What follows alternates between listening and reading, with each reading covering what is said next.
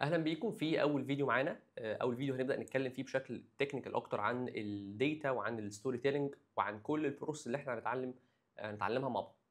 اول حاجه محتاجين نعرف مع بعض يعني ايه داتا. طيب ليه محتاجين نعرف كده؟ لان احنا كل شغلنا او كل الكورس ديزايند بيزد على ان احنا عندنا داتا، فمهم جدا نكون عارفين الاساس او الفكره بتاعه الداتا. الداتا هي عباره عن زي ما احنا شايفين كده، عباره عن يونت اوف انفورميشن. يعني احنا عندنا مجموعه يونتس، الداتا دي هي جزء بيخليني اعرف معلومه كامله. الداتا هي بعمل عليها بروسيسنج او بعمل عليها شويه عمليات. الداتا دي ممكن تكون في شكل جداول، شكل صور، شكل فيديوهات، شكل تكست، شكل ايميلات، ليها اشكال كتيره جدا، وليها ستراكشر وليها ان ستراكشر داتا. الحاجات دي ممكن ان احنا هنتكلم عنها برضو خلال الفيديوهات الجايه. ولكن الداتا دي زي ما احنا عارفين هي ايه؟ هي يونت اوف انفورميشن. المعلومه عشان اطلعها بحتاج ان انا اعمل بروسيسنج على الداتا. يعني ايه بروسيسنج برضو؟ يعني ازاي ان انا ببدا اعمل للداتا شويه تظبيط، بظبطها، ببدا ابسطها شويه، ببدا ان انا اعمل كالكوليشنز، ببدا ان انا اعمل بروسيسنج او تعديل او تحويل ترانسفورميشن للداتا، بحيث انها تكون مجرد مثلا جدول فيه مثلا ملايين الداتا الى شكل بسيط جدا او الى معلومه بسيطه ابدا اطلع بيها من الداتا واخد عليها قرار.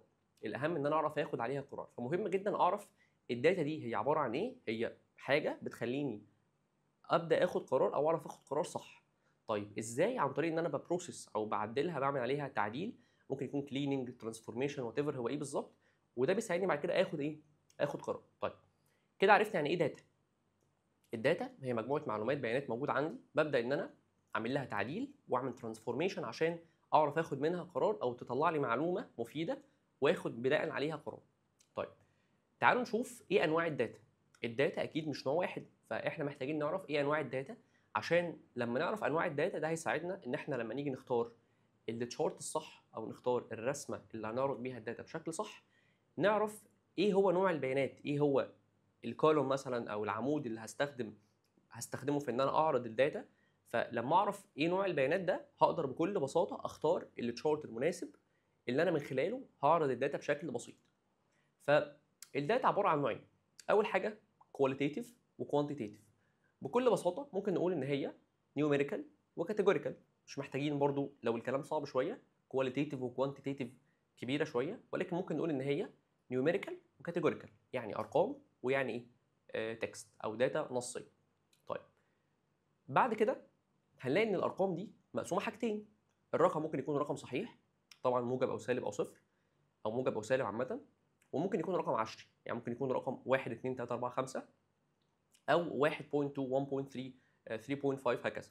فدي برضو اللي هو الكواليتيتيف، اللي هي الديسكريت والكونتينوس، دي انواع البيانات اللي هي الصحيحه، الرقم الصحيح والرقم ايه العشري. طيب النيوميريك الكاتيجوريكال او الكواليتيتيف في منها نوعين، نومينال واوردينال.